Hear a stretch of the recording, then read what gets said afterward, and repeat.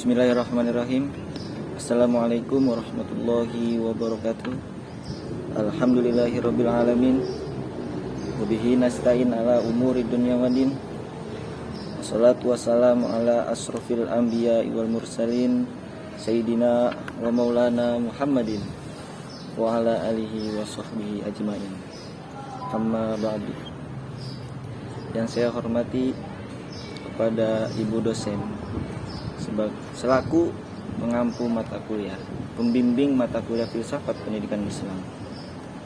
Sebelum itu saya akan memperkenalkan diri saya terlebih dahulu. Saya Muhammad Ilyas Fajar Ramadan dari PAI 2A. Kali ini saya akan menyampaikan atau menjelaskan sedikit dari poin-poin tugas UAS filsafat pendidikan Islam.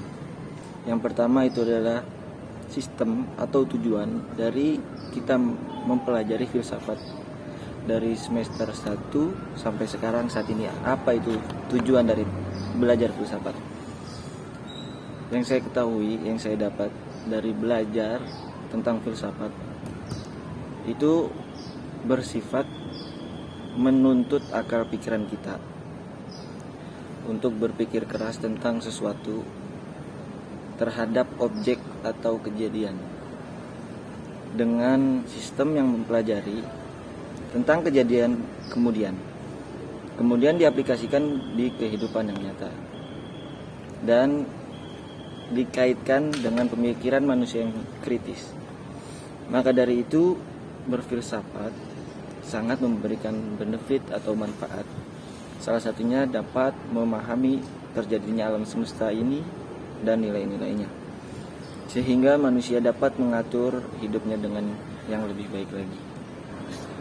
Poin yang kedua selanjutnya adalah membahas tentang konsep pendidikan filsafat itu yang ideal seperti apa sih? Pendidikan filsafat yang ideal itu hampir semua pendidikan memiliki tujuan yang sama. Namun setiap konsep pendidikan yang ditawarkan itu tentu pasti beda. Perbedaannya terletak pada orientasi praktisinya. Dengan demikian, terdapat 4 dimensi kurikulum yang dapat kita ketahui, yaitu pertama tujuan dan saran, yang kedua isi atau pokok, yang ketiga metode atau prosedur, dan yang keempat adalah evaluasi dari nilai-nilai. Telah dikutip dari Endah Poerwati dan Sofan Amri, menurut beliau adalah nilai pada prinsipnya dapat dinisbatkan kepada Tuhan dan manusia.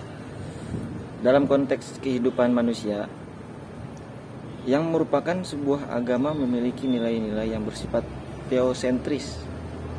Oleh karena itu, agama diturunkan untuk manusia, maka agama tetap bersifat kemanusiaan.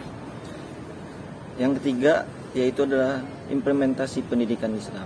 Saya akan menerangkan ini sedikit, yaitu maksudnya pendidikan Islam yang secara ideal adalah membentuk manusia yang bertakwa kepada Allah, mampu menggunakan logikanya secara baik, berinteraksi sosial dengan berakhlakul karimah.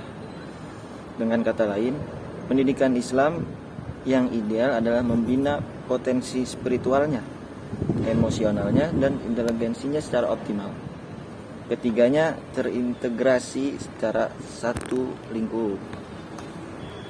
Poin yang keempat itu adalah penyebab kurang majunya pendidikan Islam semenjak periode kedua dari periode Islam klasik. Benih-benih kemunduran Islam telah nampak ketika terlihat dari segi aspek internal dan eksternalnya. Di sini saya akan sedikit menjelaskan tentang dari aspek internalnya terlebih dahulu. Aspek internalnya yaitu adalah muncul dari pengetahuan materialisme seperti kegemaran penguasa untuk menerapkan gaya hidup bermewah-mewahan, sementara itu korupsi, kolusi, nepotisme, dan dekadasi moral tumbuh subur di dalam badan pemerintah. Sedangkan yang eksternal itu muncul dari ketidakpuasan tokoh dan intelektual di negaranya dengan punya kapabilitas dan integras pindah ke negara lain yang mengurangi sumber daya manusia, sehingga potensi di negara tersendiri itu berkurang. Dan ini sedikit yang dapat saya sampaikan. Kurang lebihnya mohon maaf. Walafu minkum. Assalamualaikum warahmatullahi wabarakatuh.